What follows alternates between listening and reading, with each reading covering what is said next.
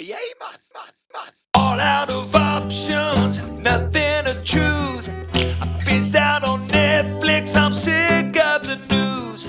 I'd sign up to Sky, but I don't wanna pay. I've been on furlough since May. Now I'll go and listen to a Cockney attitude. Ooh, breaking away. Got to find a better way. I'd rather watch Auf Wiedersehen again and listen to what these old men have to say. Hello, and welcome back to episode 8 of Auf Wiedersehen Again Podcast. And Guten Tag. Guten Tag. And it's me, your host, Andy Sledge, and my co-host and partner in crime, Mr. George Bradley. Hello. With a feeling of dread and intrepidation of the lack of action going on in both of our lives, I'm going to say this with an equal amounts of pleasure and dread. What's been going on in your life this week? Let me see. What's different from the last time? More shopping. Just looking forward to Monday. You can I can do a bit of al fresco dining and drinking, wasting money outside a pub in Camden. Yeah, so instead of sitting and getting smashed in your living room, you can sit outside a pub somewhere and get smashed. At considerably more cost. Yeah. However, being a bit social with a fellow human being is always probably a good thing. So we'll see how it works. But I mean, like, someone posted up the list of rules that, like, you know, so you're allowed to. I've seen that. Yeah. You know, so like you can, like, I was thinking about it because there's a lot, like, there's, say for example, there's a Witherspoon's pub in Reading, right? Yeah. And the beer garden is out the back of the pub. Yeah. So to get to the beer garden, You gotta walk through the pub. You gotta walk through the pub. And I'm like, so you gotta walk through the pub, you gotta walk past the bar, but you're not allowed to buy a drink at the bar. You've got to order a drink at the bar, and then you've got to bring it out to your table. And then, but if you want to go so you've got to sit outside. But if you want to go for a piss, you can go inside. So as long as you're not stood at the bar ordering a drink, or going for a piss, you're perfectly safe from the disease. But if you're ordering a drink or you're not going for a piss, then it's going to kill you. So some of the pubs are opening at midnight on Sunday, 1 minute past midnight. Yeah, I'll be fucking well asleep, bro. Yeah. Even I won't be at that. I thought I'd do lunchtime Monday, I think. Yeah. Well, yeah. So I had my little bit of action is pretty boring, but it is action nonetheless. So I was getting a warning light on my car, so I took my car in because I've got I paid for a warranty when I bought my car second hand. It's nothing too flash, just a little 1 Series BM, but I paid for a warranty because I thought if I'm gonna have it for a while, then I want to make sure that anyway. So I took it in, and I took it to the BMW garage, and they were like, oh yeah, it's your timing chain. Once again, my coffee machine's making noise. Thank you. Espresso. It's like regular as clockwork, isn't it? And so they were like, your timing chain, it's covered under the warranty. So then they've rang the warranty company, and the warranty company's like, we don't pay that much. Like, basically, the BMW garage wanted to charge like $1,000 or whatever to fix it, but like their labour cost was at a certain amount, and like the warranty company were like, we don't pay that much for labour. And I'm like, right, okay. So I've gone home, got my warranty document out and read through it, like all the small print and that. And then I've rang the warranty company and I've gone, all right, you've said that you're not going to cover this. I went, I've got the contract in front of me. Can you tell me exactly where in the contract it says that you aren't going to pay for that? And then the woman went, can I just put you on hold for a second? I went, yeah, no problem. I was on hold for like 15 minutes. And then she come back and she went, actually, we've just realised that it's not written in the contract, so we are going to have to cover it. I was like, ah. So yes, I was very, very pleased with my victory. Yeah. A small victory, but good. Yeah, well, no small victory. I mean, like the shortfall was going to be about 400 quid. So I managed to, the fact that I can read. I mean, there are people out there that probably would have just went, okay, you know what I mean? Yeah. I was like, fuck you. So yeah, so I've gone and so anyway, so that was my little bit of action. So I go and pick my car up hopefully this afternoon, and we're back on the road. So here we are, George, episode 8. This is the eighth week we've been doing this regular clockwork. I cannot believe it. Same here. Absolutely, the commitment to the cause is absolutely second to none. People might think that we're adults if we carry on with it. All grown up and doing the town. Exactly. So all grown up and doing the town. Go get your fucking shine backs. Anyway, so as always, if you would like to offer us any kind of feedback, advice, support, or abuse, you can email us here on Auf Wiedersehen Again @gmail.com. So please feel free to email the podcast at Auf Wiedersehen Again @gmail.com. And there have been a couple of people email in with a bit of support, so we thank you for the emails so far. And we hope that on this particular occasion we did get, so last week I got another message saying that the sound problem, the stereo problem had been fixed. So obviously when I was using that DaVinci editing software, it was putting it out in one mono, and when I used there was a guy wanting it in stereo, wasn't there? Yeah. Well, no, so I think what it was the editing software. So like then what happened is that editing software crashed, and I used iMovie, and he sent me a message in going, "It's fixed, thank you very much." And I was like, well, I've not used then. So what I've done is I've spent a couple of quid, and I've downloaded another type of software, like I say, under the advice of my mate Ben. Used that this week. The graphics in the new episode are going to be absolutely fantastic. Yeah, so I mean, we're stepping up the game here, George. Yeah. Hopefully, fingers crossed, the sound will also be in both of this guy's earphones when he's out with his dog or whatever he said he does. So I hope that the sound problem is sorted.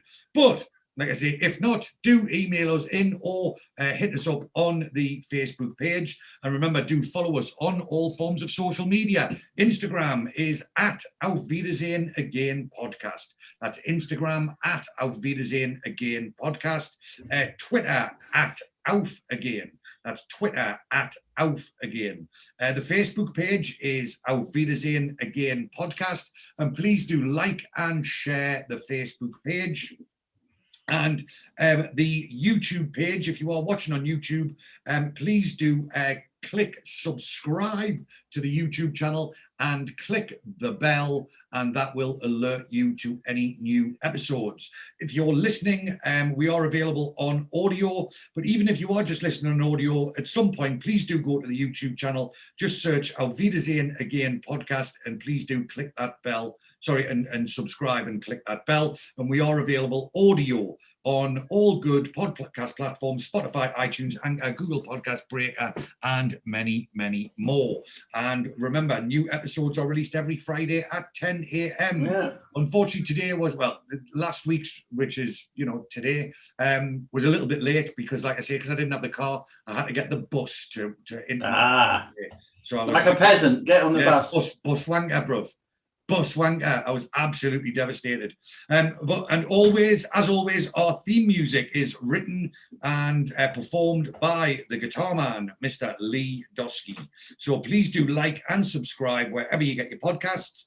And as always, we are sponsored by Top Gun Tattooing of number 12, the Harris Arcade in Reading. Now, obviously, tattoo shops have been closed due to the pandemic. However, I spoke to the owner of Top Gun Tattooing yesterday, and they are reopening next week. So as of next week, you will be able to take advantage of our offers. Like I say, Top Gun Tattooing, number 12, the Harris Arcade in Reading. Their website is topguntattoo.co.uk, and their phone number is 01189 968 667. Every listener and viewer of the podcast is entitled to a 20% discount of any tattoo at Top Gun Tattooing. And in order to achieve this discount, you need to contact Zach, who's one of the tattooists, and the code word for the 20% discount is Hadaway and Shiteman. So if you speak to Zach and say, Zach, Hadaway and Shiteman, you will get yourself a 20% discount. And as always, free tattoos are on offer. Now, George, the pandemic's coming to an end. We're going to be able to travel soon. How are you feeling about a Neville and Lottie tattoo? Yeah, it's getting more appealing. A few beers down my neck. You never know what's going to happen. Well, this week's episode, the Neville and Lottie tattoo was quite prominently on display. So yeah, it's I was looking at it and I was admiring it and I was thinking, do you know who'd look good with that? Would be George. But anyway, all of our listeners and viewers are entitled to a free tattoo. Terms and conditions apply. The free tattoo is a Neville and Lottie tattoo. So if you want a free Neville and Lottie tattoo, all you got to do is email us on Auf Wiedersehen Again @gmail.com, and we will take you into Top Gun Tattooing, pay for it, film it, photograph it, and you will get yourself a free tattoo. So that's all the boring stuff over. So this week's episode, George. So series 1, episode 8, The Fugitive. Oh yeah. So there are a couple of famous people in this episode, which we will get onto as and when they appear. So this episode was originally aired on the 6th of January 1984. So it was the new year. But that was a cold day. I bet it was. So there are there's a lot of stuff that is done out on location.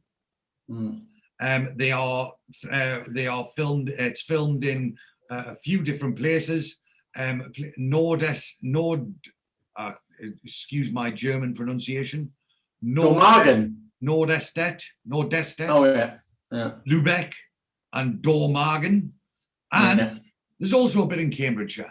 So we'll point. Offord Cluny, I think, is the place, isn't it? Yeah. Well, I would say Cluny, but I'm a northern. Cluny, yeah. Clunge. It sounds a bit like Clunge.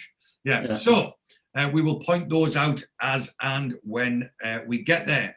So the episode opens, and straight away we are potentially looking at some action.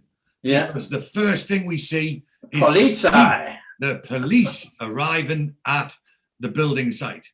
Now, I don't know who was responsible for casting, but they may have, have you seen the two coppers have got like these real porn goatee beards, like matching German porn goatee beards. And the music that's playing in the background is sort of soft and dreamy sort of music. It's it's quite, and it's it's a bit of a weird setup for the old police arriving, but with the soft music. The police arrive a bit early, don't they? They have to sit and wait for a little bit. So anyway, and then so Barry comes out the hut. And he's walking towards the toilet, like the amenities hut. And have you seen the Turk cleaning the window? What the fuck is he doing? And I'm sure, he looks. He wasn't the guy who stole the money, was he? Maybe. No. But do you know what? He looks quite familiar. He wasn't credited. So we don't know what the guy's name is. So we can't look up. But I'm sure he's been in something else that he was became sort of half famous later on. Maybe he's in the 90s or something like that, like Birds of a Feather or something shit like that. He was in something. I'm pretty sure he ended like the Turk washing the windows in the towel. Whose idea was that? Whose idea was, right, let's get a bloke in a towel washing the windows? You're like, what? Like, yeah, you know. So anyway, bit of a strange opening. So Barry walks into the amenities hut, and Neville's having a shave. And Barry comments, early bird Nev. And Neville is not a happy camper straight away. Oh, yeah. So Neville, obviously, Neville's not a fan of the weekends, obviously. And he's not like the others. He's always trying to save money. So he's up early for a reason, isn't he? I suppose. Yeah, well, they've made this suggestion that they were going to go away fishing when beer had been had. and obviously Neville, whether Neville went home early or whether Neville's not the, I don't know. Obviously Neville mustn't have been getting as smashed as the rest. So anyway, but Neville's like, I thought we were going to get an early start, and that's what Barry points out. He says, well, that was last night when the bevy was being subbed. Cold light of day is a different matter.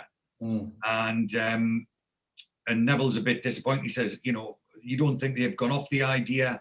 And then Barry says, he reckons it's going to be midday before they sleep it off.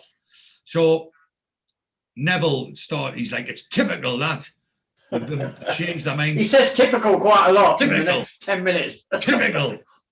Like with a bit of there's a bit of vehemence in his voice. Typical. And Barry's like, I'm still going, but I'm coming down later on.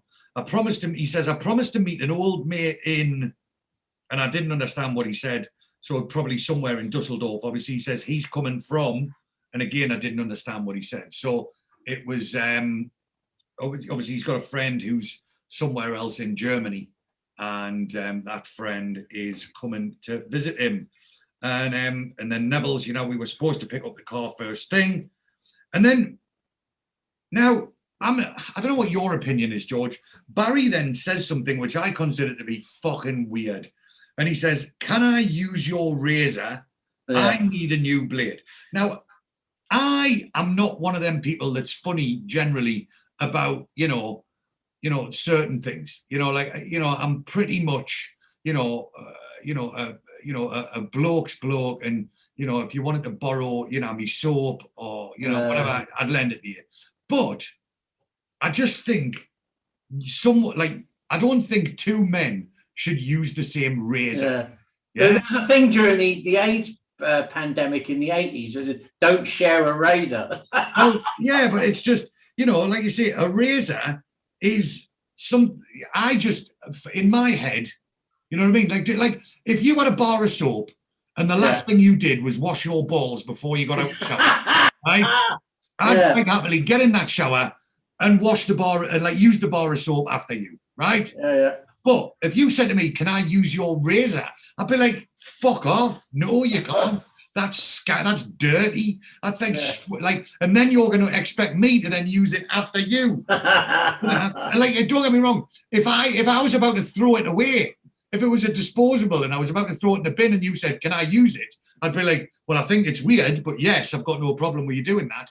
But if you that's not a disposable razor. He was going to use it and then give it back. I'm like, what?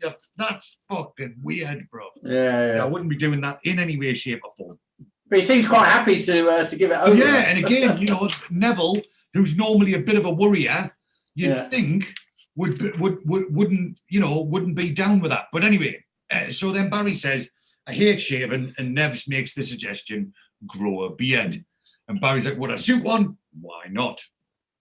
And then Barry said, "I never thought I had the right shaped face." And he goes on to tell about how he had a mustache once and it was a big droopy one. And he says it was like Crosby, Stills and Nash.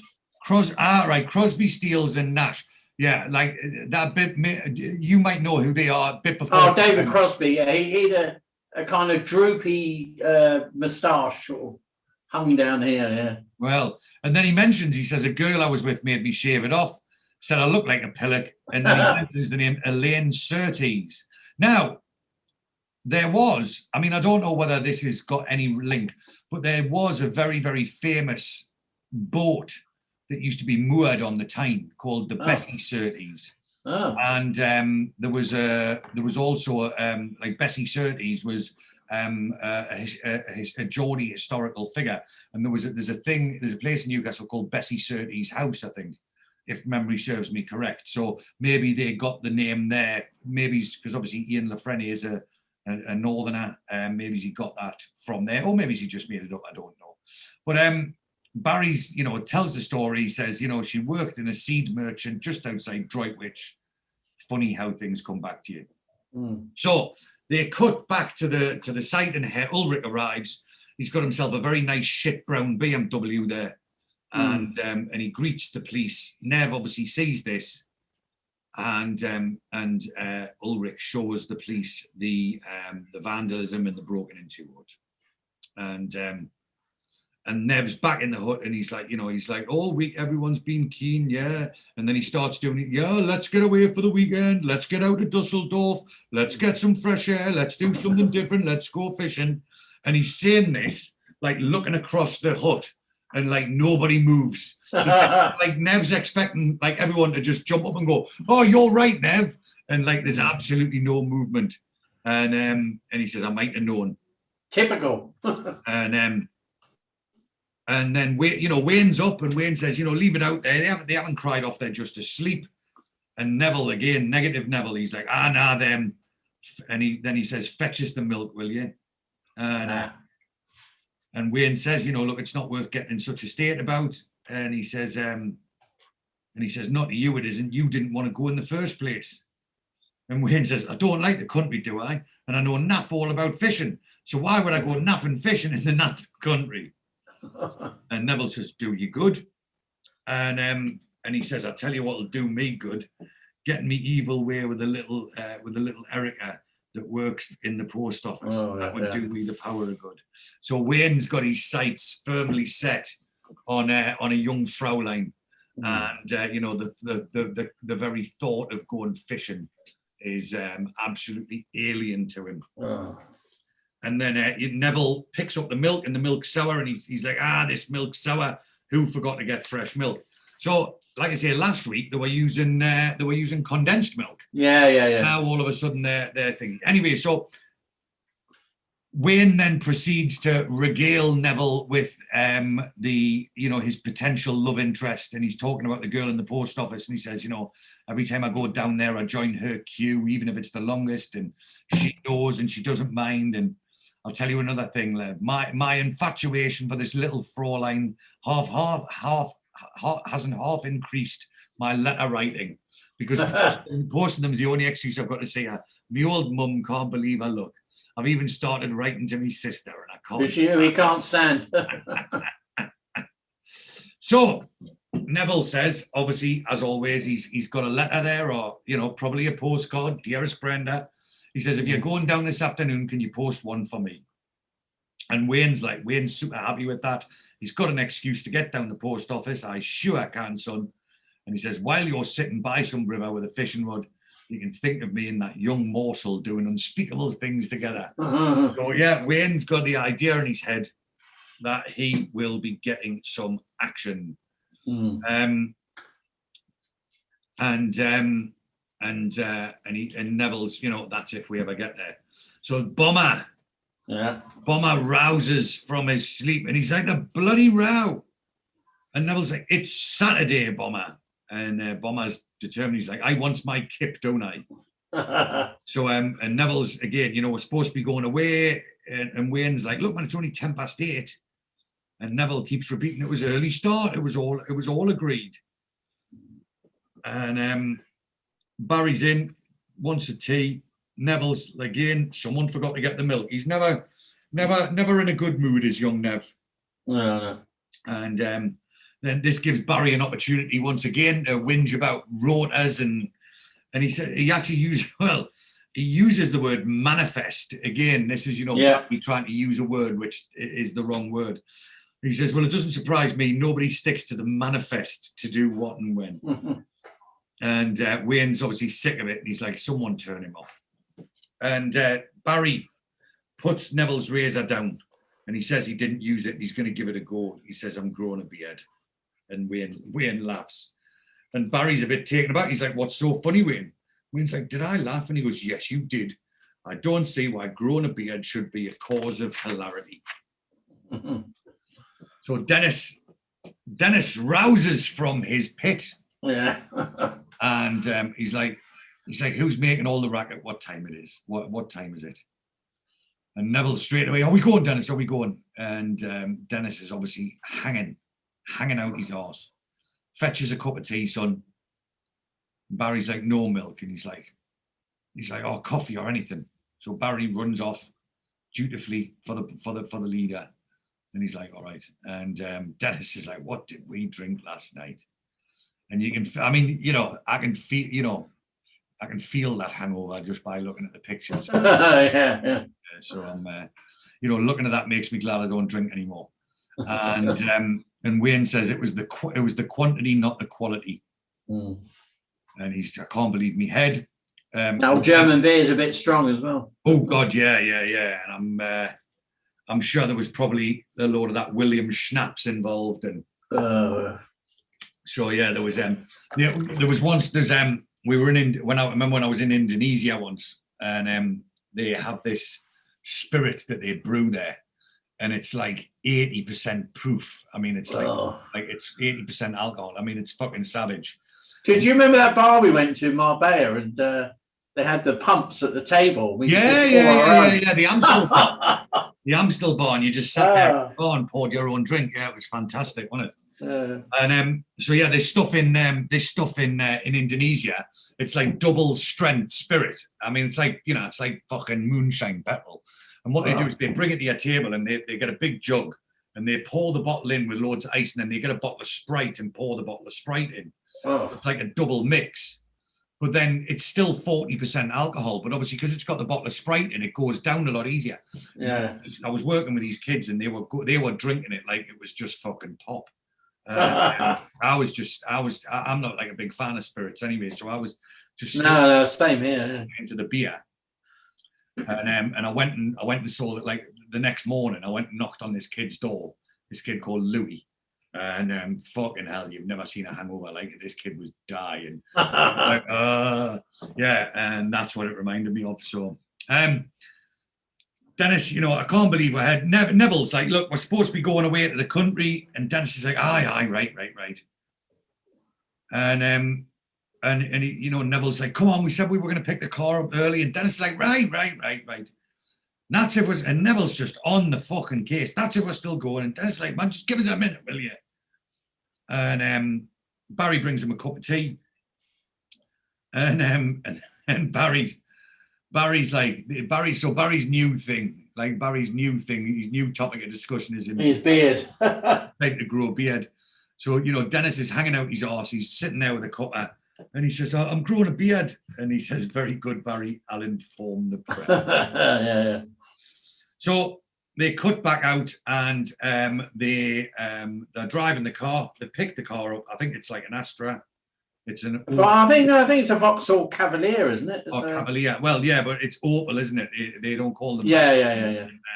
They don't call them Vauxhalls abroad. So, but anyway, Neville and Dennis are driving the car, and the music that's playing is sort of quite upbeat and happy tempo music. So the mood is obviously increased. And they get back, and Neville's impressed. He says, canny little car. And Dennis says, remember, only you and me are insured to drive it. So no matter how legless we get, nobody lets us get behind the wheel.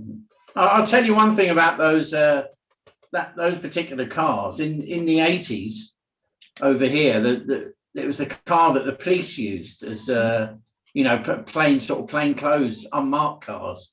And me and my mates used to put money in and hire one for the weekend. And my mate had a blue light. And we drove all the way to Southend one night with the blue light flashing on the car. Yeah, definitely not get done for impersonating the police officer. Yeah, we didn't get pulled. We drove the whole way. I mean, I didn't drive. I didn't have a license, but I was, sitting in the passenger seat. But we drove all the way to Southend one night, the blue light the whole way. And were people just pulling over for you? Yeah. So they're in the hut, and Oz has obviously changed his mind about going, and he's again, very loud. He moans a lot this episode, doesn't he? But again, it's typical Oz. We're going to find out later on. So he has made the decision. he has made the decision that he doesn't want to go. Yeah. He's like, look, I'm not going, and that's final. And Dennis is like, you were full of it last night. And the lads are actively trying to encourage Oz to come with them. Yeah. So they're like, you wanted to come, let's go on, come. And Oz says, I'm not well. And Neville's like, oh, typical. And Dennis makes a joke. He says, it makes no difference. It'll be good for the rest of us. And Oz is like, how's that like? What do you mean? And he says, what I mean is, Oz, is that we all deserve a break from you. Think about that, lads. 2 Oz-free nights away from the smell of his feet. Sweaty feet. Yeah. And Oz like, I wouldn't want to go with you lot. Anyway, you're always getting at me. A break from you's lot is what I need. It'll do me the world of good. And Dennis says, well, everyone's happy then, aren't they? So Neville says, Barry's following us later on his bike, so you better show him on the map then. And Oz is now in his own little world, talking about his sweaty feet. He's like, healthy sign, sweaty feet means you're healthy. And Moxie's like, what, like a dog's wet nose? You know, when a dog's wet means it's in good nick. And Oz says, well, you must be fighting fit, mate. Your nose has been running ever since you got here. Yeah. So then Dennis proceeds to give Barry directions. And then there's the bit where he goes, you get to there, you can only go left or right. So you go left, right, and go left, right. And he's giving him directions to a place called Eldon Brook. And Barry says, it seems quite straightforward. How will I know where to find you when I get there? And he says, it's a village, man. Just go to the bar that's got the most noise. Most noise, yeah. And he says, I thought Oz wasn't going with you. So that makes everyone laugh. So the lads leave. Oz follows them out, and he's in his pants, hands down his pants, looking as elegant as ever. I think he's got different kind of pants on this time, hasn't he? They're not. I don't think they're the normal Y fronts. He must have at least 2 pairs then. This must be his backup pants. They're his weekend pants. So the white ones are the work pants for during the week, and these must be special weekend. Or maybe after Friday night they got a bit of a hammer in. So So Bomber says the hut got broken into. The storage hut got broken into. Could strike again, and he makes a joke. Oz, are you sure he'll be safe? And Dennis says, don't let them paint the names of German football teams all over the hut. And Bomber says, yeah, don't let them spoil our lovely home. And Oz is like, they'll not try anything when I'm here, man. So Oz is made a decision that he's going to be on patrol. Yeah. And Dennis is like, well, sleep safe knowing you're in charge. And Moxie says, and sounder without his feet. And again, everyone laughs. It's a joke at the expense of Oz and his feet. And Neville, last chance, he says, are you sure you don't want to come? That's it. And he says, I'll manage, don't ye worry. So then you get a nice shot of Oz, don't you, with his arse hanging out. That's right. The car pulls off. Oz is walking back to the hut. But that actual bit there, that's not the building site at Elstree Studios. That's actually a building site in Germany. Oh, okay. Right. Yeah. The way that they do, I don't know why they had to do it like that, but that's what they did. And like you say, Oz walks back to the hut with his arse crack hanging out. So they hit the motorway, and then they're driving through the countryside, and breaking away verses are being played in the background. Yeah. Moxie and Bomber are sparkle on the back seat with like their head on each other's shoulders. They're looking very, very comfortable with each other. And so there's Neville and Dennis are having a bit of a chat, and we're in the country now, and Neville's calmed down a bit. He's a bit more happy. You can see how everyone appreciates it, and Dennis says, well, we did knock back a few last night, didn't we? I've just found the roof of my mouth. So they're crossing a bridge, and there is someone stood at the side of the road who sticks their thumb out. And this is the first of our famous guest stars. A very young famous person. A very young famous person. So The hitchhiker at the side of the road, who we soon find out is called Colin, is played by none other than Ray Winston. Yeah. Ray Winston. So I had a look. Ray Winston's got 137 credits on IMDb, and he has been in some of the most well-known and classic films and TV series. So the thing that I always, the thing that he became famous for was Scum. Oh yeah, the old poor balls in the sock. Yeah, 4737 Carlin, sir. So yeah, I've seen that a load of times. Now, do you remember he was in The Sweeney? Now. Oh yeah, I couldn't even watch it. I couldn't watch it. No, but he was in both of them. Oh, was he? Yeah, so he was in The Sweeney, like back in the 70s or the 80s or whatever. Oh. And then he was in the remake of The Sweeney, the film, quite recently. Yeah. Oh yeah, both. No, I wouldn't even give that the time of day. He was in Quadrophenia. He was also in an episode of Boone with one of our other guest stars, Michael Elphick. Oh, He was in Minder. He was in The Bill. And then he did some fantastic films, Nil by Mouth. Two films which are less well known, but I think are very good. There's one called The Final Cut and another one called Love, Honor and Obey.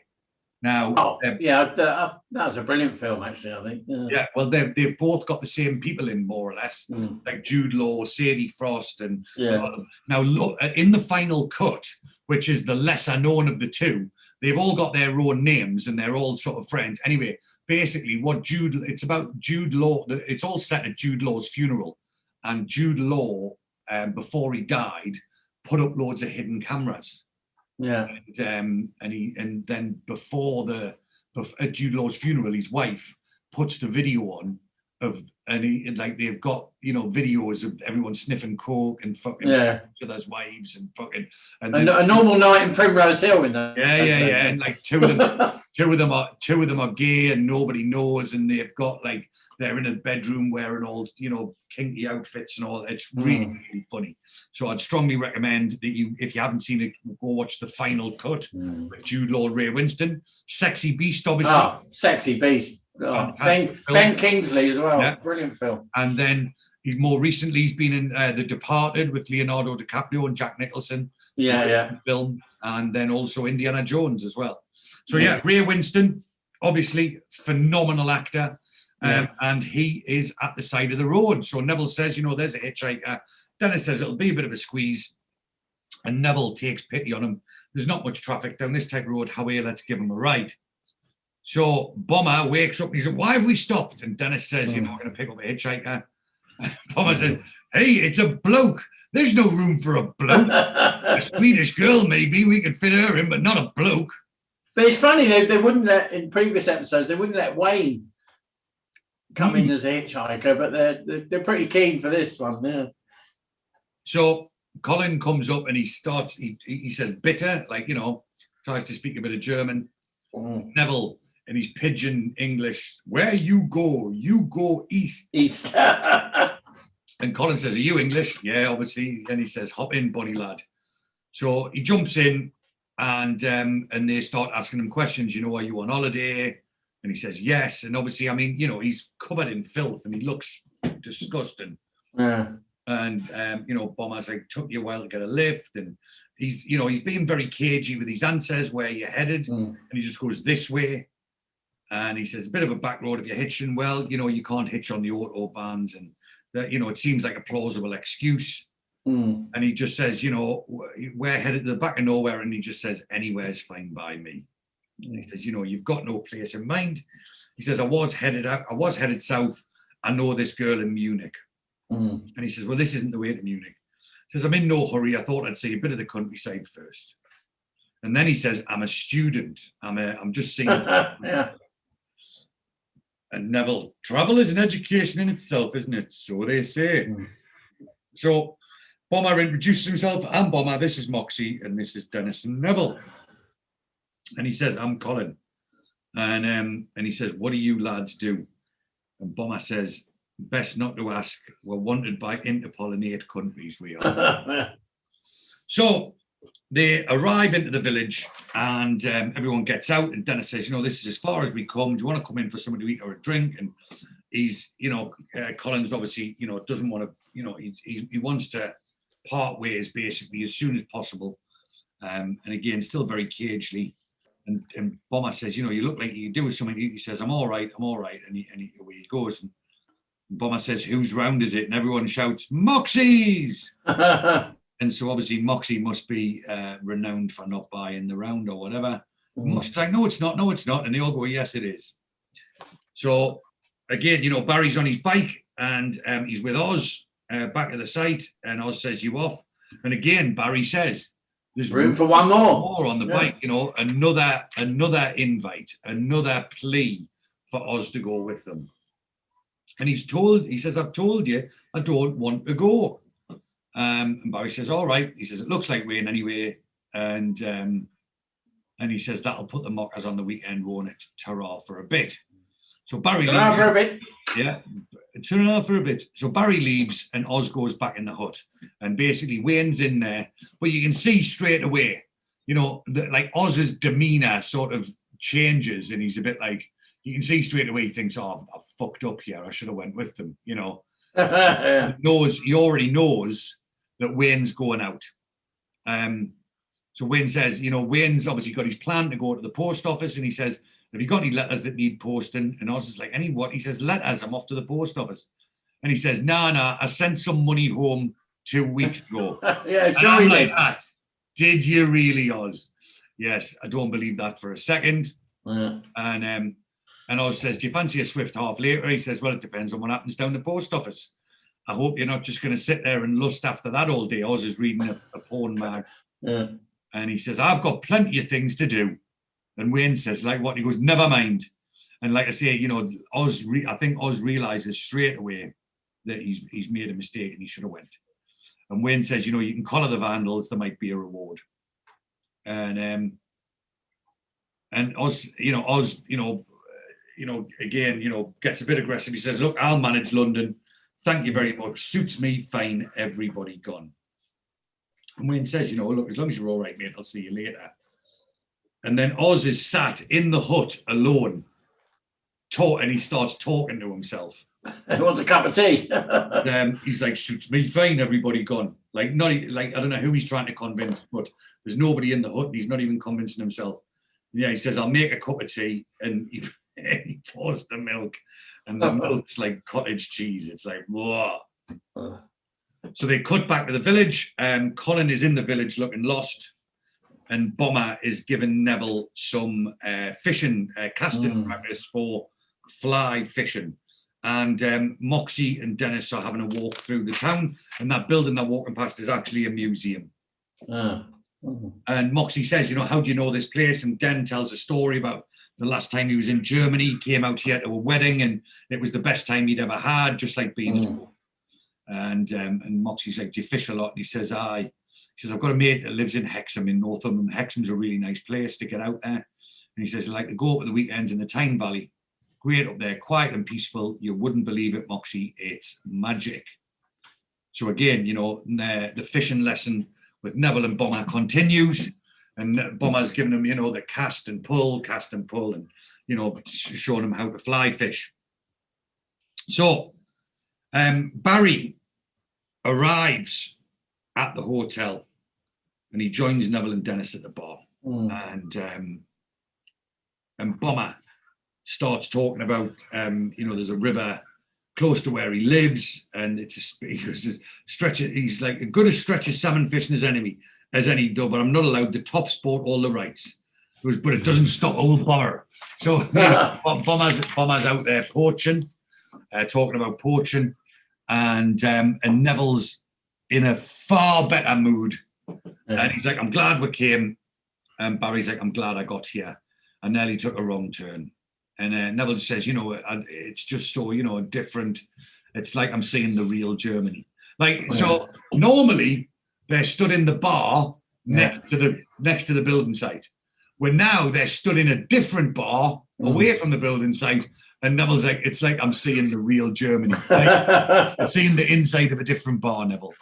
And he says, if you're going to broaden your horizons, we've got to escape from the confines of our professional situation. And he says, that's what I'm always saying. Well, words to that effect.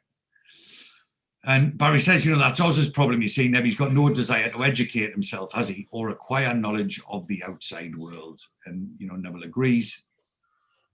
And Barry brings up the girlfriend again. Elaine Surtees was just the same. And Neville's like, who is that girl I was telling you about? And Neville's like, I Droitwich the mustache. And he says, yeah, right, yeah. So he says, do you know the height of her ambition, Neville, was a semi in Cotsall, right, and 2 weeks a year in Magaluf. And he says, she would have stifled me, Neville. Like Barry's lifestyle is far better than 2 weeks a year in Magaluf. You know what I mean? And Moxie says, there's no salmon fishing where I come from. I fished in a canal once and I caught a plimsoll and a couple of contraceptives. So this, and you see Colin in the background and walking past the window, and obviously it's a lot later. We have seen someone famous we just missed. Well, exactly. So it's later on. The lads have been on the piss, obviously, all evening. They're clearly battered. And who is the barman, young George? Dr. Legg from EastEnders. I'm so glad you said that. Yeah, Dr. Legg.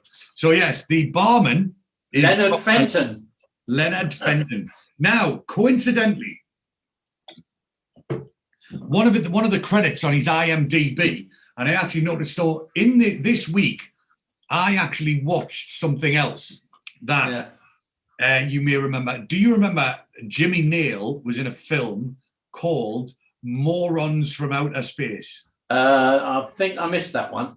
It's right. So it was written by Mel Smith and Griff Rhys-Jones, and it's about these, like I say, these four idiots who are in like they crash land on Earth. Aliens. But they're absolute. They look like humans, but they're just fucking dumb as fuck. Yeah. Anyway, and that's why it's called. They're morons from outer space. And Dr. Legg was also in Morons from Outer Space. So I was watching Morons from Outer Space, and I was like, Dr. Legg. And then I watched the episode. I was like, Dr. Legg. Did you know he actually played Dr. Legg up until 2019? On the IMDb. I mean, he was in hundreds of episodes. I stopped watching in the late 80s. Well, yeah, I mean, I don't watch it either, but I thought it would have whatever. So he might have made a one episode comeback or something like that. But yeah, he's been in, obviously EastEnders. He was in The Bill, Doctor Who, Shine on Harvey Moon, Morons from Outer Space, Z Cars. He's been in loads of stuff. So yeah, used to watch Z Cars. There you go. So yes, Dr. Legg is the barman. So they're all slaughtered, and he comes over and he says, I think you need more pills. And Neville's like, aye, bring them over. Dennis is like, my shout. And he's like, I'll have pills. And so they're all drinking these pills. And he says, I need to go and get more crates. And obviously they're burning, they're getting through fast. So, but they're being fairly loud and boisterous and potentially disturbing everybody else, but they're obviously spending a lot of money. So, a bit of singing going on as well, I think. Dr. Legg, the barman's quite happy. So, Dr. Legg, the barman, goes to get in more crates of beer. And Dennis is like, are you glad you come? And Neville's like, brilliant. So Neville's now happy Neville, not the usual negative. Yeah. And they're talking. He's like, broad, and Barry says, it broadens the horizons. And Moxie says it's a funny thing. I do kind of miss old Oz. It's funny because that's what Neville said on the as well, the last one. So anyway, Dr. Legg, the barman, goes out the back to get more beer, and he sees someone trying to steal Barry's bike, and he shouts at him in German. He's obviously saying, "Get off! That's not your bike," or like "Stop, thief," or whatever. And he comes back in and he tells them. He says, "Someone's trying to steal your bike," and Barry's like, "What?" And Dennis says, "Do you see what?" She says, "No." And he says, "You didn't leave the key in, did you, Barry?" And Barry yeah. Like, you know, Barry, the absolute buffoon, leaving the key in his bike. So he says, well, that was asking for it, wasn't it? And Barry says, "I didn't think there'd be any trouble around here." So they cut back to the site, and the vandals are they're in there committing more vandalism. And again, you know, they're speaking German. You know, they're whatever they're saying. You know, come on, let's do this, or you know, whatever they are. And so they nick some paint and they start painting the walls. Anyway, Oz is in the bar and he's got his suit on and everything like that. Why the hell has he got that suit on? I don't know. I mean, he's by himself in the local bar. He decided to put his best suit on. Yeah. So I mean, just I don't know. He's obviously, you know, he's in the hut by himself, you know, and he's thinking, "Oh, I'll get dressed up and go out." So he obviously thinks by getting dressed up, something's going to happen. But you know, he stood at the bar and fuck all happened. So anyway, the barman says, "Do you want another drink?" He says, "No, I'm going." And the barman says, "Where's your friends?" And Oz says, "Friends? I got that." Like, you know, after they begged him to come, he's then blaming them that he's on his own. And he mentioned, and the barman says, "You know, you're very and he points to the suit, and Oz says, "Ah, it's my best suit. I'm all dressed up. We're nowhere to go." And he says, the barman says, "All right, good night, like good night." And Oz walks out and says the infamous donkey shite. So then obviously the vandals are doing the vandalism.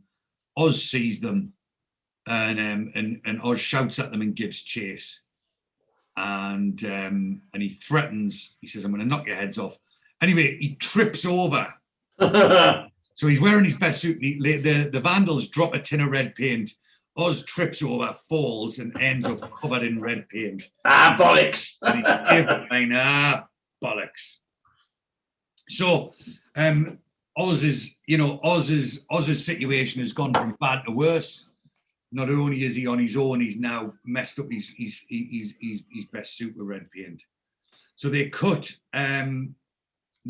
back to the lads going fishing, and they're off to obviously find their fishing spot, and they've got a case of beer. And this is in, like I say, this location is actually in Cambridge. Offord Clooney. And the music that's playing in the background, it sounds like, it's a bit like, it reminds me of Chaz and Dave. A bit like, you know, that kind of music. And so they're out in the countryside. You know, Dennis says, "This is the real fresh air." Neville says, "Yeah," and he says, "That we need it after last night's beer." And then Barry's straight, you know, "I hope you're keeping a tab on everything, Dennis." And Dennis is like, "What?" He says, "Oh, the expenses, the bills, and everything like that." And Dennis is like, "Oh, do you ever leave off?" And Barry's like, "You know, look, Dennis, I think someone should got to think of these things in the absence of an elected leader." And he's just like, you know, he's never relaxes. He's never, you know, just gets into it. And then obviously they see Colin in the bush. In the weeds, yeah. Yeah. So he's like mourning. He's like, "Are you still here?" And he's like, "I couldn't get a lift, so I kept down." And Dennis is like, "Well, you could have stayed with us in the village." And he says, "Oh, I've been camping." Like, it's like, and he says, "You know, well, a bedroll doesn't take up too much room, do it?" And Moxie, obviously, is, you know, recognised as a rough sleeper when he sees one. I'm sure it's probably Moxie might have himself slept rough at some point. He says, "You've been sleeping rough," and he says, "Just last night." And they, you know, they say, "When did you last eat?" He says, "I'm okay, honest, I'm all right." And he starts walking off. And Moxie says, "You know, look, he's freezing, Dennis." So Dennis says, "Look, we're staying at the village." And Colin sort of drops himself in it. He says, "Yeah, I know where." And he says, "Right, here's my room key. Get back there, get yourself a hot bath and something to eat, and have a good kip." And he says, "Are you sure?" He says, "Go on before you catch pneumonia." So Colin takes the key and walks off. And Dennis says, "Come on, lads, we've got some fishing to do." And you can see the look on Barry's face, you can see the with Barry. And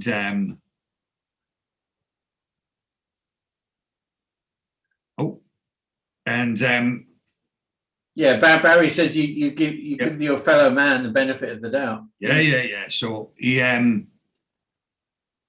like I say, Barry's thinking. But Bomber says something first, though, doesn't he? Yeah. Well, no, but like as he walks off, there's a look on Barry's got a look on his face as if, you know, like the other lads are just like as if it's a normal thing, and Barry's, you know, think anyway. So, you know, Bomber, like you say, Bomber says, I know one thing, that Colin's not a student. No. We don't know where he's going, and he ain't camping because he ain't got no gear. And Moxie's like, that's 3 things. And Neville's like, he looks scared stiff if you ask me. And, you know, and then Barry says, you know, despite your cynical exterior, Dennis, you give your fellow man the benefit of the doubt. And Dennis is like, what do you mean? You know, come again. He says, well, you trust people. And Neville says, well, you got to. And he says, why shouldn't I? And he says, well, I'm not disputing the admiral attitude. I'm just thinking maybe it was misplaced, you know. Right? He says, well, he says, consider that Colin. He says, you now must admit he looks a bit desperate, and he hasn't shaved. He hasn't shaven for a few days. He said, well, no, neither of you. Plus, because I'm growing a beard. He said, well, maybe he is. Well, he's not a student. And he says, look, you know, get to the point. And he says, look, you know, the point is he's not a student. He was hanging around last night. Maybe it was him that was trying to steal me bike. Maybe at this very minute, and just maybe he's going through all of our stuff prior to pissing off the destinations unknown. Of course, this is hypothetical speculation, not taking into account which Dennis puts so much store in. And, you know, then the sort of the penny drops that they might be getting robbed. So they all grab their gear. Come on, let's go. And then when they rush back and they rush into the hotel, and he's sat there eating. Yeah, he's having a feed. Yeah. So he's doing exactly what they said. So yeah, they cut back. Wayne arrives back at the site. It's obviously the next morning. Yeah, in a taxi. Yeah. Wayne comes back in a taxi, and there's new graffiti sprayed on the front, and Oz is in the hut alone. And Wayne's got a spring in his step. Yeah, I wonder why. So he says, you know, he's famous line, hey up, Oz, what's the word then? What's the word? And Oz makes a joke. He says, there's a bloody long queue in the post office. And he says, it was a short one, son, short but sweet. I gets up there, I buys 2 airmail and a registered letter, and I lays it on her in English. She speaks a fair bit. I've got to worry in the post. Speaks a fair bit. She's got to working in the post office. And he says, did you bring the English papers? And he's only got yesterday's. And Oz is very ungrateful. He says, no football results. And Wayne's like, leave it out. I'm trying to tell you the tale. Wayne's desperate to, you know, spill the beans on his exploits. Yeah. And Oz is like, you wasted time bringing Saturday's papers, man. And I suppose you're finished. Wayne's telling the story. He says to the girl, I suppose you're finished at 1. Says, I suppose you're free for the weekend, I imagine. And she says, you know, with a delectable hint of a German accent.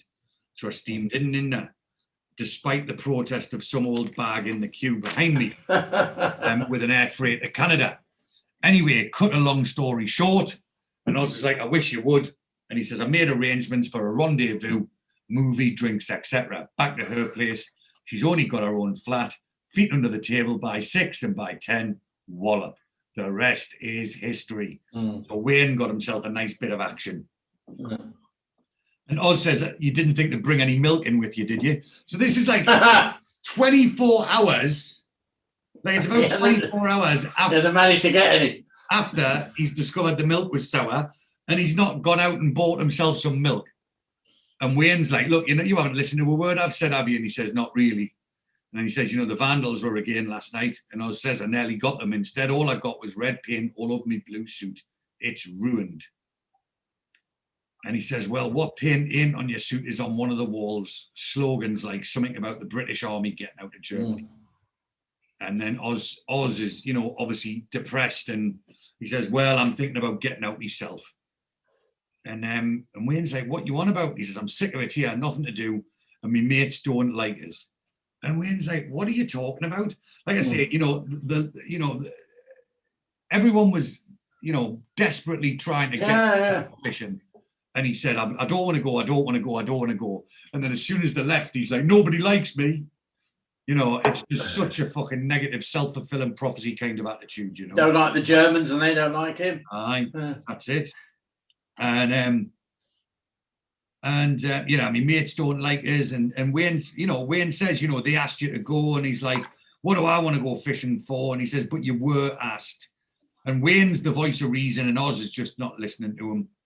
And he says it's the way that they asked, you know, like just trying to make any excuse, trying to pass the blame to somebody else. And he says, you know, what you're talking about. And he says, look at the fact that I was asked to go is not the point, is it? And Wayne's like, well, isn't it? And he says, no, it's not the point at all. And he goes, well, the point is that they were none too keen on me going in the first place, were they? Anyway, and he says, and they were making remarks about me and getting away from my feet. And he said, they didn't go away just to get away from your feet. He says, well, you stopped out. And then he tries to blame Wayne. He says, well, you stopped out all night. He goes, I fucking told you. Why didn't I? You know, he's like, Wayne told him what his plan was, executed his plan. He's come back and I was going, well, you stopped out all night, as if Wayne did that to get away from him. I mean, just like I say, you know, he's like just that, you know, that idea that he's blameless in every situation. And Oz says, you know, I don't like it here. I don't like the Germans. They don't like me. And he says, you know, I can tell they're always getting at me. They're always taking a piss. I thought I'd have a good laugh when I come out here. I thought it was the whole point, you know, a few babies and a bit crack, a bit of laugh. You know, without that, what's the point in being here? Now they want to go on trips and meet Germans and go to museums. Where's the fun in that?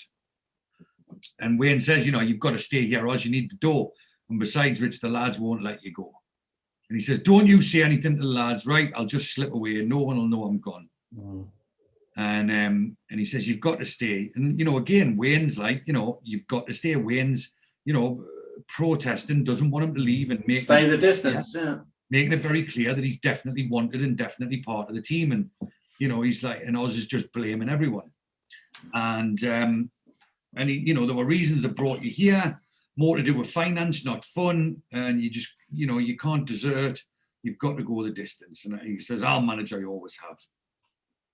So they're back at the hotel and they're questioning Colin. And, you know, again, Colin, as we find out later, is the king of the porcupines. And he says, you know, there was a German girl living in Heinsberg near Munich. We got engaged. I was going to stay in Germany. If I couldn't get a job, go back to the UK. And then last week she breaks it off. And they all feel sorry for him. You know, that's tough. It happens. And no possibility of a reconciliation. You know, it's finished. And he says, you should have told us this yesterday and you wouldn't have had to kip in a field. Yeah. And, you know, he's sort again, you know, you can see he's bullshit. And he says, well, thanks for everything. Much obliged. And he starts to get up, but he stopped, like Bomber stops him and he says, you know, where are you headed? He goes, I'm going south. I'm Geneva. Might be able to get a job as a waiter there or something like that. And then Neville says, you know, you can come back with us. Why not? And he says, right. He says, you'll have to shovel. And he says, I couldn't do your bloke sort of work. And he says, you can shovel, be a labourer. And he sort of, there's a glint there. And he says, you know, could I? And he said, yeah, of course you could, couldn't he? And he said, and, you know, Dennis says, well, it's, you know, it's up to him. So they are, you know, they're back on the site and Colin's now wheelbarrow. He's now dutifully employed as a labourer. And he's like, you know, he's bringing a wheelbarrow with cement and, you know, he's like, are you ready for more? And Neville, you know, says, you know, it's different over here in Germany. Us Brickies have to do our own labouring. So they've probably got that Colin and they're all probably chucking him a couple of quid to do the labouring, you know. And he says, he says, and you know, Neville's giving him the rundown. He says, there's one boss, Herr Grunwald, he says, and his sidekick Ulrich, they're the only two you've got to watch out for. And he says, how'd you get on with the Germans? He says, they're canny lads like us, only smarter. And he says, you know, better turned out. He says, we're pretty scruffy, we wear jeans and sneakers, that kind of hard hats. Yeah. Not they're the hardest. And he says the Erics, they're more military like. Why do you call them Erics? And he says, well, if we want to talk about one of them in front of them, we'll call him Eric. And that way the Germans think we're talking about some bloke called Eric. But obviously they then call them they then talk about them to their faces. So it's a bit of a, it's, not the best executed plan, is it? And Neville, he says, look, there's a lot of Turks here and a couple of Dutch. He says the Turks mainly like in the hut next to us. And Neville's just given, he says, some Greeks and whatever. Anyway, so Herr Ulrich's with the two policemen again, investigating the second round of vandalism. And Colin looks up, shits himself, and does the flit. Yeah. There's an absolute runner. So Barry and Wayne are having a chat. Yeah. And again, Wayne's reading his paper, and Barry again is trying to, strike up a conversation with his beard. He says, "What do you think?" to the beard, and I mean, he hasn't shaved for 3 days. He's got a bit of stubble, a tiny bit of stubble. It's not exactly a beard at that point. Yeah. And Wayne's, reading the paper, and he's like, yeah, very fetch and square. And Barry says, it doesn't half itch. And I'm like, because you haven't shaved for a couple of days. And he's like, it'll be worth it. He says, do you reckon? And Wayne says, yeah, it'll give your boat race some definition, compensate for your lack of bone structure, create the impression of an enigmatic persona. Cover up your acne as well. Barry's quite taken with that. He's like, enigmatic. And he says, yeah, it'll cover your acne as well. And he says, you do have spots, don't you? I mean, your complexion ain't exactly your best feature. And Barry says, these spots are just temporary. It's the change in water that's doing it, shaving in different water. And Wayne says, well, now you ain't shaving, they'll disappear. Well, no one will notice because you ain't shaving, Betty. And Barry's looks. Barry looks puzzled about the equation that Wayne's just given him. Oz enters, Bomber's at the bar, and he says, "Gives a bottle." And Wayne says, "Are you all right, Oz?" And Oz walks up, and he's quite he presents quite an intimidating figure to Wayne. What do you mean? He's like, "Well, I'm just asking if you're all right." He says, "You haven't said anything, have you?" He's like, of course not. I was just asking, weren't I? And Barry's like, what's up with him? And Wayne says, nothing. He's a bit uptight, isn't he? And Wayne says, look, forget it. He says, all right, no skin off my nose. Anyway, so he goes to the bar and he tries to engage Oz, and he says, we missed you at the weekend, Oz.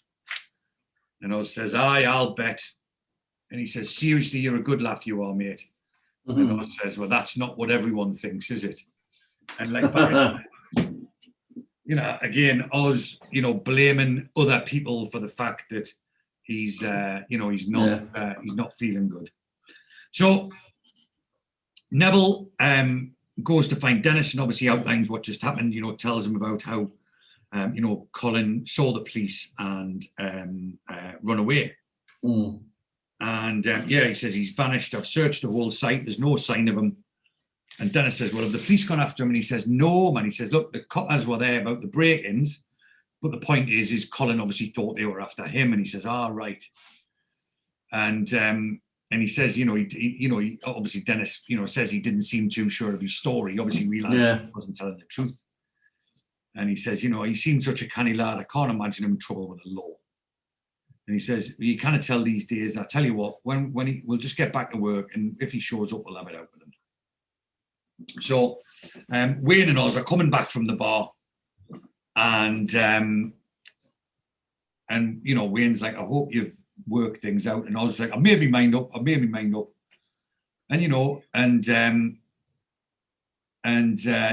Wayne sort of a bit of foreshadowing of what's about to come out.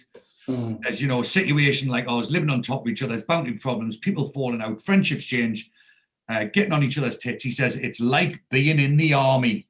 And he says all things considered, we're not doing too bad. And Oz says, I come out here with Dennis and Neville, I just don't think they're my mates anymore. And Wayne's like, oh, come on, they missed you at the weekend. And then Oz is like, now, he's like, who's this other bloke? Trying to blame Colin for them. Now they're mates with Colin and not him. Yeah. And he says, Colin, he's no problem. We hardly know him. And I was like, nevertheless. And he's like, nevertheless, what? He's like, you're an exasperating geezer. Exasperating geezer.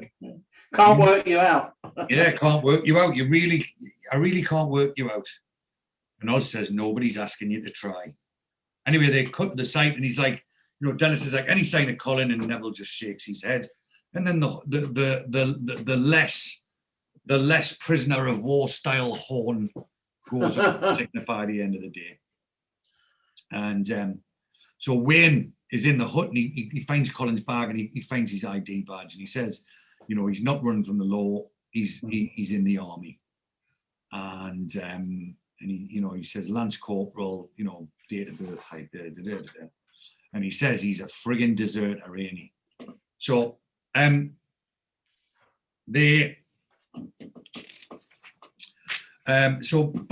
and so then it cuts, and Barry and Moxie, I don't know where they've been. Obviously, they're walking back in the dark, and Moxie goes for a piss, and he sees the vandals, and Barry says to Moxie, he's like, someone's in the huts, and he says, you sure? He says, let's get them.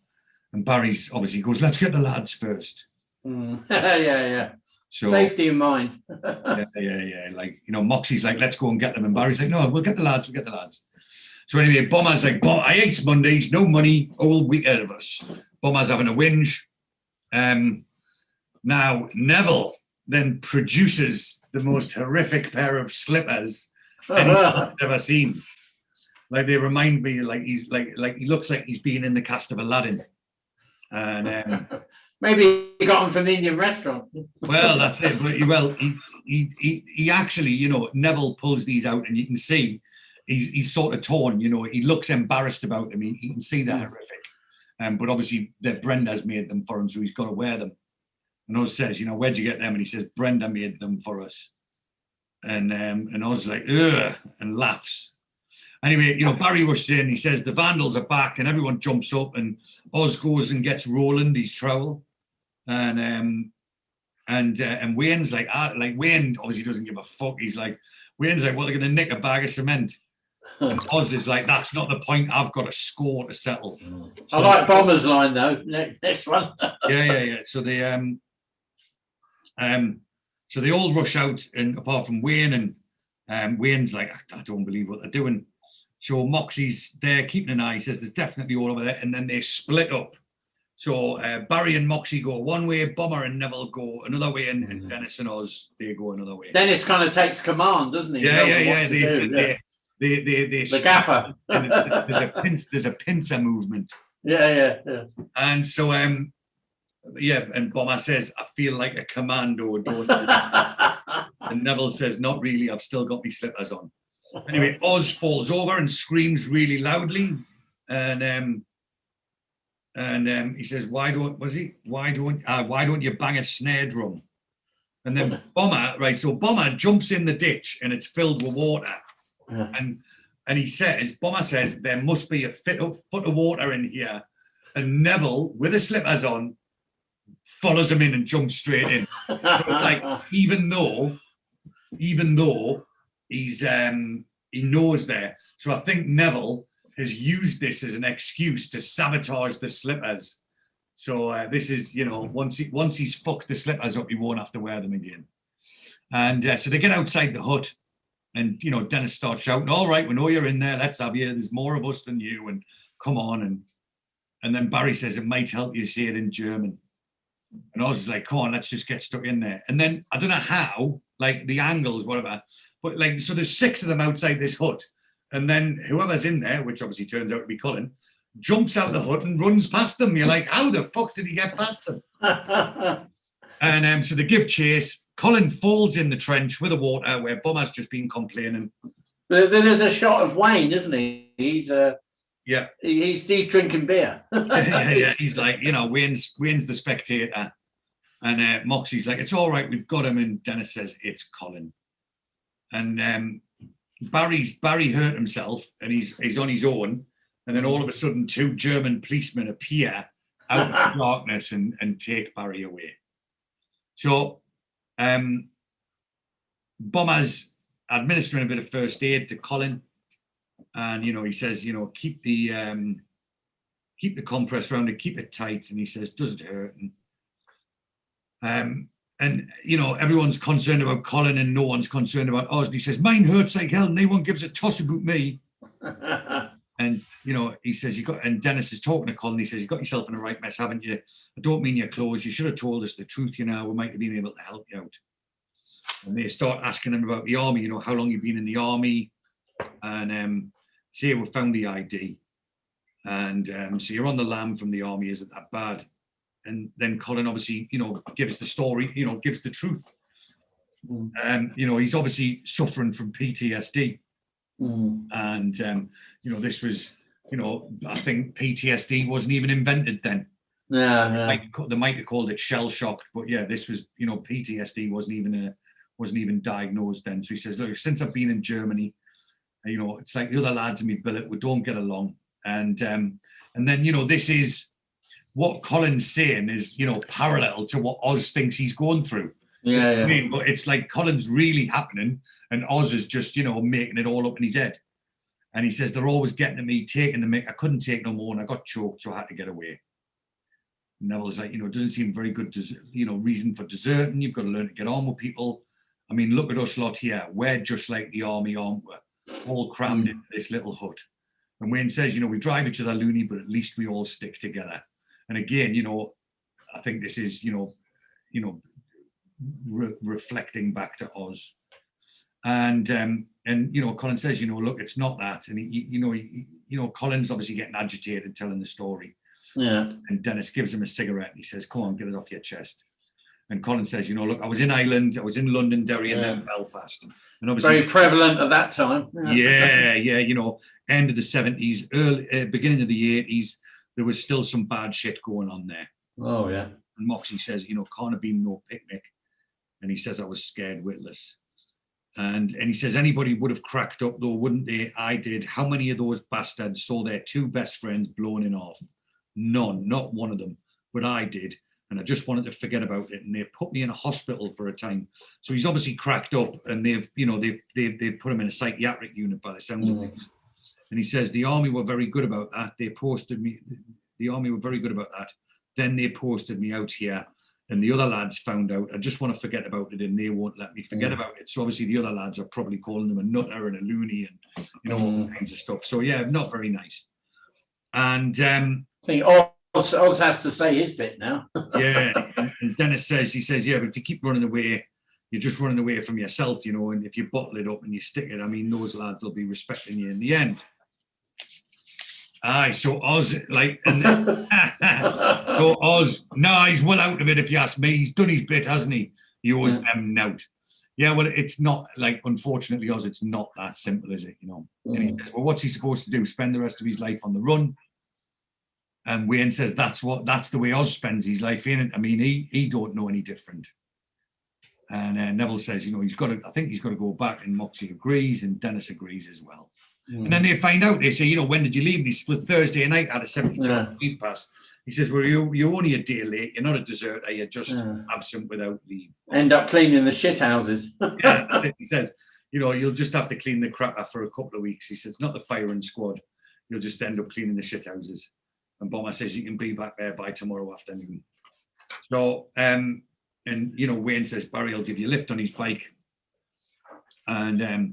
And Neville says, for better and worse, you've got to get on with your mates, haven't you? And Oz is like, I'm bleeding to death here, and nobody gives it. And then in unison, everyone's like, shut up, Oz. So, so they're in the shower hut, and Oz has got his arse hanging out once again, and he's wearing a shower cap. I mean, it's the last thing you'd think. And he, Wayne says, yo, Oz, you're still set on leaving. And Oz has changed his mind. He's like, no, I'm not going now. I'm here for good. And he's like, what's changed your mind? He goes, well, I suppose it was that crack with Colin last night. By ironic coincidence, I realised that we have a lot in common. Blokes will live with, don't want with there. And he says, you're going to hang around and earn the respect of the lads. And and Oz says, hang around bollocks. He says, if you think I'm shipping out to please them, you can think again, mate. I'm stopping here for good. So he's cutting his nose off to spite his face. And Wayne says, I've always said your heart was in the right place, Oz. And so they're all going to work. They're saying goodbye to Colin. And Dennis says something weird. He's obviously trying to give him like some Geordie style saying, which I've never heard before. He says something about didn't drop your doodle on the prommy mat or something like that. I missed that. Yeah. I haven't got a clue what that means. And he says, don't, and Oz just goes, don't worry too much. It's only the army. Mm-hmm. And anyway, so Barry arrives back. And Oz is like, look, here's the bearded lady. Where you been? He says, I've been in the police station all night until Herr Ulrich come and verified me. Terrified I was. Nobody could speak English. And he says, how come you've ended up down there? And he says, well, they nabbed me last night. They thought I was breaking in, didn't they? Said I looked like a derelict because I shaved 3 days. And obviously this is a source of great hilarity to all of the boys. Yeah. That is it for that episode 8. And obviously, like I say, credit to Ray Winston and to Dr. Legg. But also credits are given to Herr Ulrich, the barman, and the vandal. So, but we don't know the guy who was washing the windows. We don't know. Like I say, if any of our viewers, listeners, or if you are that guy who was washing the windows. Or if you are the guy. I'm sure he's probably watching. If you are the guy that was washing the windows, please do email us on Auf Wiedersehen Again @gmail.com. Please follow the Instagram of Wiedersehen Again Podcast, Twitter @Auf Again. Please do like and share the Facebook page of Wiedersehen Again Podcast. If you are watching on YouTube, the YouTube channel is Auf Wiedersehen Again Podcast. Please do subscribe to the YouTube channel and click that bell. And we are also available on all good podcast platforms, Spotify, iTunes, and Google Podcast Breaker, and many, many more. And as always, our new episodes are released every Friday at 10 a.m. And the music, our theme music, is composed and performed by the guitar man, Lee Dosky. So please do like and subscribe wherever you get your podcasts. Does Lee do any gigs when... He does. So Lee is a very interesting character. So Lee is a good friend of mine who is also a former professional cage fighter. He looks the part, I must say. Yeah, he is. He's a former professional MMA fighter. He's a black belt in Brazilian Jiu-Jitsu. So he's got a few different jobs. So he's a musician, is one of his jobs. He's a gigging musician. He plays in bands and stuff like that. He plays the guitar. But he owns a Brazilian Jiu-Jitsu club. He's a Brazilian Jiu-Jitsu coach. And he also teaches the police combat, like defense. Combat. Yeah. So he's a tough lad, very, very tough lad, but one of the funniest, got a real good sense of humor. And so me and him have known each other for a long time. Like I say, I used to MC the cage fights and that. And then he came out and stayed with me in Marbella. Much like myself. Yeah. Just turned up in Marbella. He stayed with me for a month, so he came out and he brought his guitar and everything, and we got him a few gigs when he was out there. But he was working on the door with me at Lineker's bar and that. And real good guy. So like I say, hopefully, when he starts performing again, we can maybe go and pay him a wee visit. But definitely. He lives in Thetford in Norfolk. Norwich. So I know it. Yeah. He lives fucking miles away. So, but we will, like I say, once restrictions are lifted. So remember, we are sponsored by Top Gun Tattooing, number 12, the Harris Arcade in Reading.